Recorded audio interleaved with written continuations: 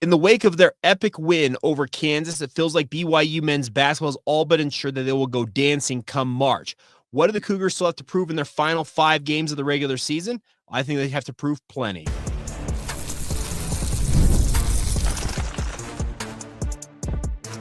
You are Locked On Cougars, your daily podcast on the BYU Cougars, part of the Locked On Podcast Network, your team every day. What's up, everybody? I'm Jake Hatch, your host here on Locked On Cougars, resident BYU insider. Thank you for making Locked On Cougars your first listen of the day, and more importantly, thank you to all of you who we like to call our everydayers right here on your original daily podcast focused on the BYU Cougars. Today's show is brought to you by our friends over at FanDuel. Right now, new FanDuel customers get $150 in bonus bets if your first $5 bet wins. Simple as that. Go to FanDuel.com or download the app today to get started.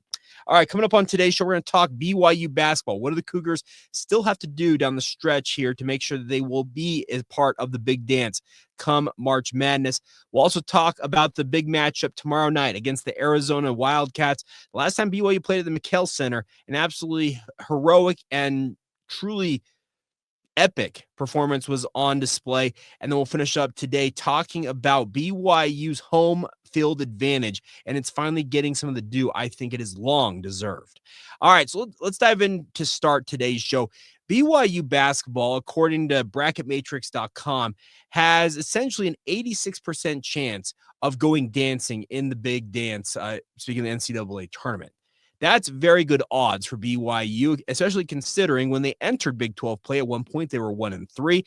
They had back-to-back losses. We'll talk about Arizona in a moment. Arizona and Cincinnati felt like they were teetering a bit.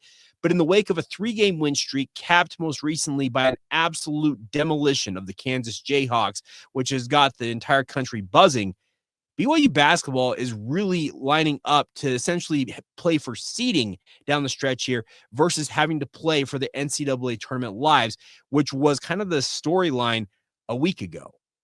I look at this for BYU basketball as if you were to go to Arizona tomorrow night, you beat the Wildcats on their home court, ranked 19th in the country, you notch back-to-back top 25 upsets in the same week. I'd be hard-pressed to say that BYU could win that game and lose the next 4 to finish out the season and still find themselves in the NCAA tournament. Now, that wouldn't be ideal because you still would obviously be on a losing streak heading into the Big 12 tournament, and you don't want to have those negative vibes entering the postseason. But the simple fact of the matter is for BYU basketball right now, they have still got to prove themselves and legitimize themselves in the eyes of many when it comes to the likes of an Arizona. They also have a big matchup in 3 games time against Iowa State, which is 4 games time. It's the second to last game of the season. They're at Iowa State on March 4th. Those 2 games against Arizona and against Iowa State are going to have a lot of people paying attention and saying, okay, how truly good is this BYU team? A lot of the conversation this week about Kansas and the BYU blowout win has been more about, it feels like Kansas and their faltering down the stretch here versus giving BYU their plaudits. The sad fact of the matter is I've got a long history of covering BYU. As many of you know, I go back 15 years, and I know there's a number of other media members who go back further than this, but we're all of kind of a similar mind that it feels like every time BYU does something truly epic, like they did against Kansas, absolutely demolishing Bill Self's program, just handing him an all-time loss, tied hit for his worst loss as Kansas head coach. It feels like it's more about, okay, what's wrong with X team, in this case, Kansas, versus giving BYU their credit. I've been appreciative, like we talked on yesterday's podcast about the Field of 68 guys, saying that BYU is, as they said, quote, the most dangerous team outside the top 25 right now, unquote. That's cool to see BYU getting those plaudits, but it feels like far too often the issue is you don't want to give BYU credit versus talking about, well, they had this going against them in the case of whatever opponent BYU has. And this happens in football and basketball. The bigger point to be made here for BYU basketball, why I bring all that up, is that the matchups down the stretch here, so you're at Arizona tomorrow, you're at Arizona State on Tuesday, you're home to West Virginia on March 1st, then you're at Iowa State, then you're home to Utah to finish out the season. It feels like to legitimize BYU as a team that people are going to fall in love with come the big dance may have to go 4-1 down the stretch here. And now that's crazy to consider. Like I said, you have two top 20 showdowns, along with a team like West Virginia, who's going to want nothing more than to get revenge on you. You have to play at Arizona State. Obviously, Utah got you in Salt Lake City. There are pitfalls remaining on the schedule for BYU, but they cannot afford to slip up and go 2-3, 1-4 down the stretch. You do that, you're right back on the bubble in many respects. And that's the concern here, is the BYU is finally coming into kind of full focus of being one of those teams that you expect to see in the NCAA tournament. Joe Lunardi has got them as the 8th of 8 teams he expects from the Big 12 to make the NCAA tournament. Little less in terms of the overall depth of the Big 12 on display, just because of how the season has progressed for a number of these teams. But BYU still has work to do. Maybe not in the selection committee's eyes, but more in the court of public opinion with regards to if BYU is, quote, worthy of being an NCAA tournament team. I really think this team has come into its own. They have got a bona fide all Big 12 honoree and a guy like Richie Saunders. Jaeger Demon could challenge for Big 12 Freshman of the Year with his strong play in Big 12 conference play overall. And you've got another bevy of other options out there that have had their moments for BYU. This might be the biggest rotation in the Power 6 ranks, or I guess it'd be the Power 5 ranks right now in college basketball, going 10 and 11 men deep. But the nice part is all 10 or 11 of those guys have been capable of contributing at a high level and helping BYU win important games so far this season. It will continue to need to produce at that level to help people understand what BYU is all about. And with some of these high-profile matchups down the stretch, with the NCAA tournament coming into focus for the lay sports fan, well, they're going to start looking around and saying, okay, who is that darling I want to latch on to in March Madness? And if BYU can notch some big wins, first opportunity tomorrow night against the Arizona Wildcats, they could become one of those darlings come March Madness. The other thing is, I mentioned it on yesterday's podcast that I don't want too many plaudits to essentially distract BYU from the overarching goal here. It's obviously to make the NCAA tournament, but more importantly, to separate yourselves with regards to kind of the recent history for BYU basketball. You got to advance. You got to win in the tournament. Just getting there is great, but been a number of teams over the past decade and change that have made the tournament, but then have flamed out in the first round. Most recently last year at the hands of Duquesne, when you had just 10 plus point favorites in that game. The spread was astronomical relative to the typical spreads that you see in that matchup. And Duquesne took it to BYU. So I appreciate the fact that BYU has major opportunities here, but they still, in my mind, have plenty to prove, plenty to show, and plenty to, I think, plenty to do and show, I guess, on the court to help people understand what BYU is all about and where they have been versus where they are, fingers crossed, entering March and going into the big dance. So a lot of opportunity on the table, but at the same time, you still have some pitfalls out there for BYU, and they cannot afford, they can ill afford right now to fall flat on their face if they do want to have that momentum, carry it into the NCAA tournament. And like I said, advance and separate themselves from some recent issues BYU's had when it comes to playing in March Madness. All right, coming up here in just a minute, Arizona. BYU looking for payback in the McKell Center. Can they channel the inner ghost of Jimmer Fredette as they go to Tucson for the first time in quite some time? We'll dig into that next right here on Locked On Cougars. Today's show is brought to you by our friends over at FanDuel. When the game tips off, the NBA action is just getting started. There's no better place to get in on it than with our friends at FanDuel, America's #1 sportsbook.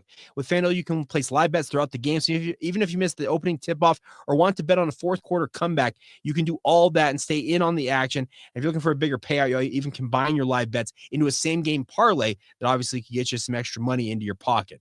Obviously, all of us want to keep ourselves engaged with these games. Well, FanDuel is a great way to do that. The app is super easy to use. And when you win, the best part is you get paid out instantly. And that is an absolute key factor in all of this. So right now, new FanDuel customers, you can get $150 in bonus bets if your first $5 bet wins. Just visit FanDuel.com to join today. That's FanDuel.com for your shot at $150 in bonus bets, courtesy of our friends over at FanDuel. And as always, make every moment more with FanDuel, as they are an official sports betting partner of the NBA. Thank you once again for making Locked On Cougars your first listen of the day. Hope you're having a fantastic Friday whenever you hear and or watch it. Hope you have some big weekend plans.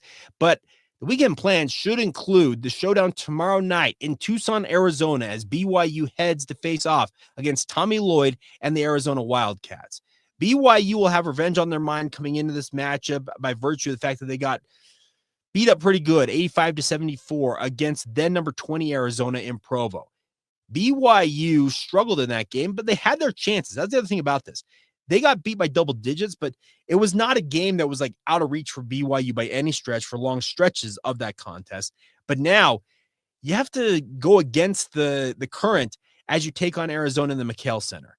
Jimmer Fredette, nobody that watched and or remembers what he did at the McHale Center back, it was in 2010, if I recall correctly, will ever forget that the crowd there in Tucson gave an opposing player in Jimmer Fredette a standing ovation after the epic performance he put on. Scored a record for the in terms of like the overall output for anybody in that building in the McHale Center. And you talk about some of the illustrious history of Arizona basketball. They've had some pretty prolific scores, but Jimmer Fredette bested all of them. And I'll never forget the opposing fans giving him a round of applause, standing and applauding him as he exited that game. Can BYU channel that as they head into this matchup against Arizona? I would sure hope so, but this is a very different circumstance. You don't have Jimmer on the sideline for BYU. Could a guy like Richie Saunders have a Jimmer-like performance? I'd like to think so at some point, that he will break out and have a 30, 40-point performance. But the other side of that is that there are so many contributors on this BYU squad. Jaeger Demon, you look at the big men in Fousseyni Traore as well as Keba Keita. You look at Dallin Hall. You look at Mawit Mag. You look at all the different options that BYU has on the roster. It feels like you'd be hard-pressed to get a Jimmer-like performance in this game. But could the overall talent base for BYU's roster, I guess the sum total of the parts, make up for the fact that you don't have that singular star like Jimmer was all those years ago? I'd like to hope that they could do that. But the other thing is Arizona, they know what they have in front of them. This is an Arizona team, Tommy Lloyd. They've got stars in their eyes. They want to get Arizona back to the proverbial promised land of NCAA Tournament Final Four appearances, national championships, and the like. And they got a really good squad. But the thing is, Caleb Love, who was like the one-man wrecking crew that really hurt BYU in that previous matchup, since going off against BYU, he has struggled. He is their least efficient offensive player in terms of the most recent ratings that I have seen. But that doesn't mean that BYU can take this team lightly. Caleb Love, while he may be wildly inefficient at times, he is more than capable, as BYU saw, of taking over a game and really making life miserable for you. And that's just one guy on this roster for Arizona. They have got all kinds of talent. They have got an ability to beat you up in the low post. BYU learned that firsthand in that loss in Provo. Caleb Love right now averaging 15.8 points per game. Jaden Bradley, 11.5, and then KJ Lewis, 10.4 points per game. Those are leading scorers on average. But you look at the overall size, athleticism, length, speed, everything that Arizona has in reserve, it's going to make it difficult for BYU to go out there and get this victory. But at the same time, with what BYU just did to Kansas, you can guarantee that Arizona sat up a little straighter and said, what's gotten into BYU? They know what the Cougars can do. And we've seen this BYU squad. When they're at their best, as Bill Self said on Tuesday night, BYU could beat anybody that night. Can you bottle that up and transport it with you to Tucson? That's a big question mark, because once again, the McHale Center is one of those legendary places that you go to play, and you don't usually carry much hope of winning in that venue. But this is a big, big opportunity for BYU to go out there and really show what they're capable of against a vaunted Arizona team. Now, Arizona hasn't been as dominant as some might have projected them to be. They're second in the Big 12 right now. They stand at 18-8 on the year. So they're not imminently unbeatable, but on their home court, that makes them all the more tougher. They will obviously have the crowd behind them. They've got a very rabid fan base down there in Tucson that loves nothing more than to root on the Cats, because Tucson's a little more separated from Phoenix, where the pro sports are in Arizona. So essentially the Arizona Wildcats are the only show in town, and especially when it comes to basketball, they are beloved. So you're going to be swimming upstream, speaking of BYU, in this matchup. But I've got faith that guys like Kevin Young and his staff, Will Voigt, Chris Burgess, on down the list, John Linehan, etc., they will be capable of getting a game plan together that will help BYU have advantages in this game. The most recent example of that is how they exploited Kansas's issues and absolutely ran them roughshod. It's much more difficult, once again, to do that on the road, but I think Kevin Young is finally really adapting to life as a college coach. He was on Big 12 radio. I don't remember if it was 2 days ago or just yesterday, and he had a lot of good thoughts about his transition to college coaching. He actually thought it was going to be maybe less of a learning curve than it ultimately was, and he talked about the fact that BYU, they've given him all the resources, NBA level type resources, and obviously he's got talent coming in both right now and in the future that have aspirations of playing in the pro ranks. But at the same time, as you develop them, you've got to go out there and compete on the hardwoods. And it shows that BYU and Kevin Young are learning on the fly. He's a first-time college head coach, and he took his lumps. Absolutely. He absolutely took his lumps. But as he goes into this matchup, it feels like he, along with the rest of his team, have finally hit their stride here. And we'll see. They very easily could go to Arizona and get beat by double digits once again and compete very favorably, much like they did that game earlier this season in Provo. This is a game that's going to be one that people are going to pay attention to, even on the East Coast. It's a late night tip, so it's obviously not ideal in terms of getting extra eyeballs on it, but we're talking hoop heads are going to watch this because it's on ESPN. It's 8 o'clock Mountain Time, so it's obviously 10 o'clock on the East Coast. But there will be people who are going to tune in after what BYU did against Kansas. They're going to say, okay, what BYU did to Kansas, will it translate over to this matchup against Arizona? And particularly, can it translate from a home win to obviously a road environment? And can you do the same thing? I don't expect BYU to curb stomp a team like Arizona by 34 points on the road. If they did that, that would be absolutely monumental, and it might surpass Kansas for win of the season for BYU. I don't expect that, but I do expect BYU to compete very favorably, and I expect them to take that no-fear approach that they seem to have found for themselves over the past 3 games and take it into this game. You got to go in there understanding that you are the decided underdog. I think the BPI on this game is like 78% or something like that. Speaking of Arizona's chances of winning this game. So you don't have a lot of expectations. The point spreads, etc., from our friends at FanDuel all favor Arizona. So use that mentality and have that chip on your shoulder and say, hey, let's go shock the world once again and show them what we're capable of. That's what BYU has to go out into this game and, yeah, play with no fear. I can look at this and say BYU basketball could really make a major statement, even more than they did with the Kansas win, by beating Arizona on their home court. If you do that, well, then it's like, okay, what's BYU playing for the rest of the way? Are they playing for a 5, a 6 seed, a 7? Like, that's the conversation that begins after this game. So major opportunity, huge stakes on this game, but also at the same time, even if you do lose, it's not one of those games that's going to drag you down. It's not an anchor around your neck that's going to cost you an opportunity when it comes to March Madness. It's a quality loss. And I know that quality loss sounds like such an oxymoron, and it truly is. But in this day and age of college basketball, those Q1 losses can also add up and help you in your quest for the NCAA tournament. So we'll see how it all plays out. But BYU, you got plenty to prove, and you got a big platform to do it on tomorrow night against the Arizona Wildcats. All right, coming up next, we're going to flip over to football before we go on today's show. 24/7 Sports, finally, amidst all the other national writers, college football sites, and the like, are finally giving BYU football and its home venue the plaudits it deserves. And we'll talk about what they're doing to help out BYU in 2025 and beyond next, right here on Locked On Cougars.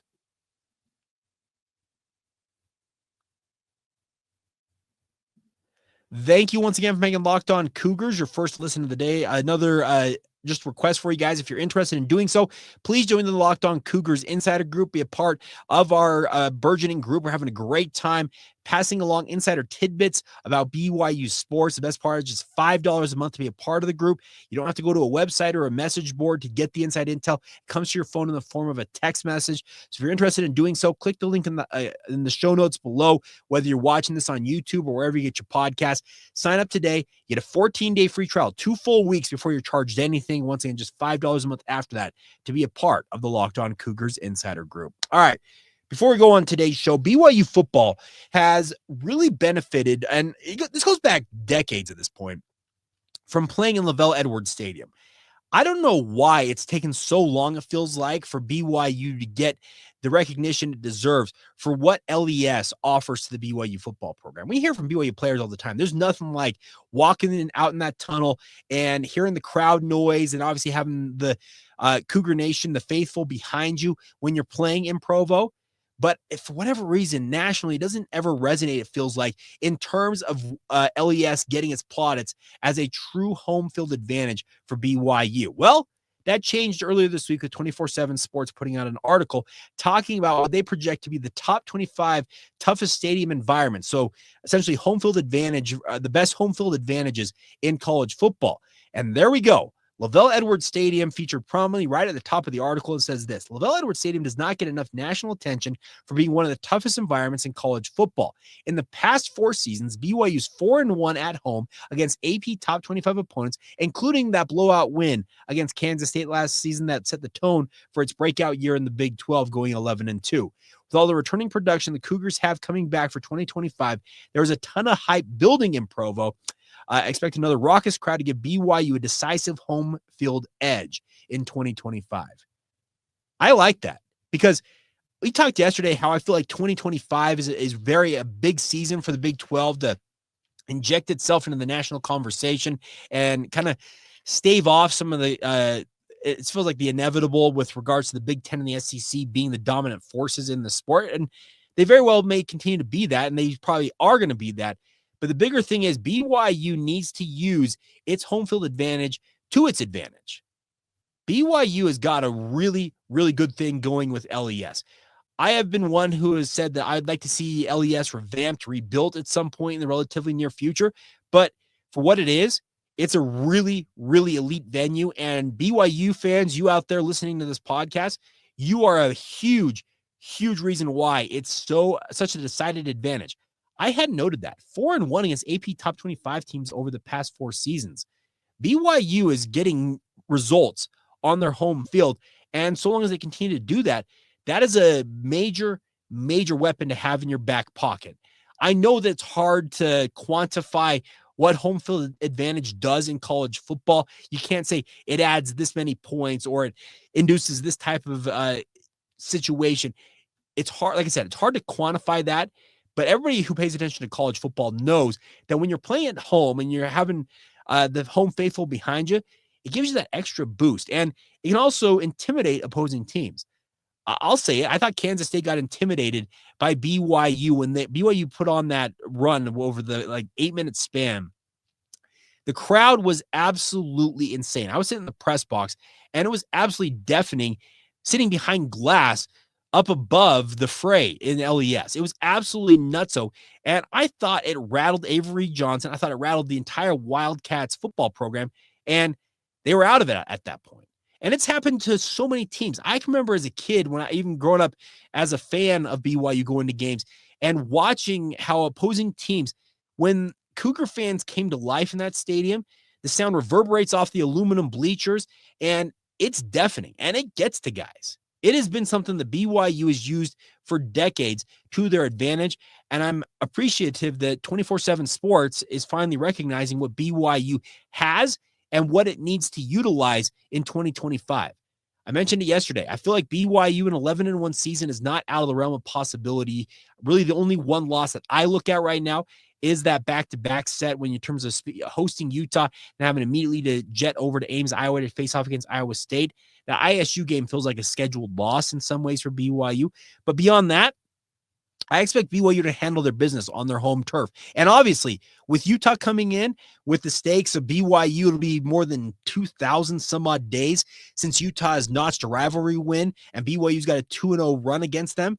You're going to want everything going in your favor that you can have. And having LES as raucous and as just, I don't know, thunderous, whatever adjective you want to use with regards to what LES offers to the BYU football program, it needs to deliver once again this year.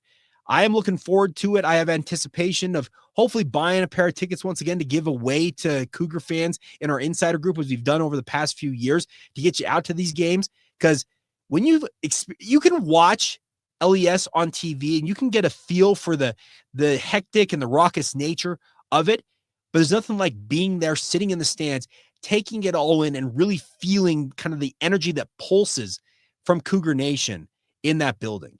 It is one of a kind. It's the most stone cold sober crowd in all of college football. It wasn't Keaton Slovis who said that a couple of years ago when he was playing for Pitt after he had gotten beat by BYU in his playing for USC. But yeah, they may be sober, but they are rabid. They are vociferous. They are absolutely all in with the Cougars, speaking of BYU fans, when it comes to playing at Lavelle Edwards Stadium. And it's going to be a big key. If BYU wants to make the type of run they want to make this coming season, you need to be undefeated at home. You cannot afford to have slip-ups. You can't have that Kansas game come and bite you in the rear end this year. That cannot happen. And BYU, I think, learned a tough lesson from letting things slip against Kansas. And yes, I understand there was some fluke stuff in that Kansas game, but the bigger point to be made here is you got to understand that you don't lose at Lavelle's house.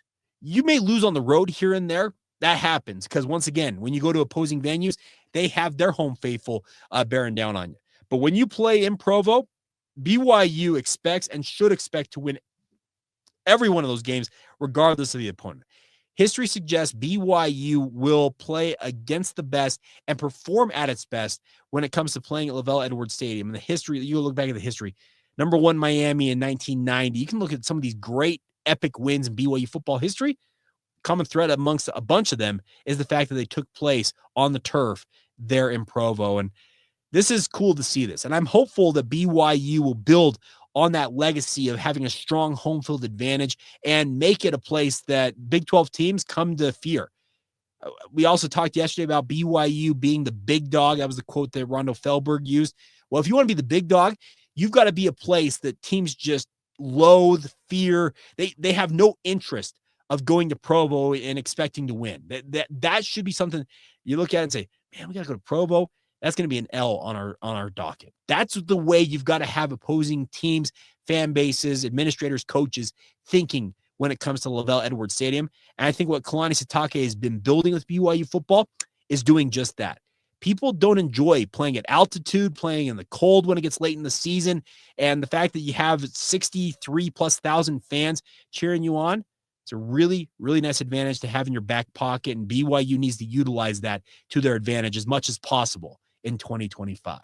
All right, that's going to do it for today's show. As always, thank you for your guys' support of the podcast. Truly means the world to me. You guys continue to surprise with the numbers of downloads, views, sharing, rating, reviewing, the number of subscribers we have seen. We're seeing some massive growth. So thank you for all the support. Please continue to support it. And as always, thank you for making Locked On Cougars your first listen of the day. And as always, once again, thank you for being everydayers with us right here on the Locked On Cougars podcast.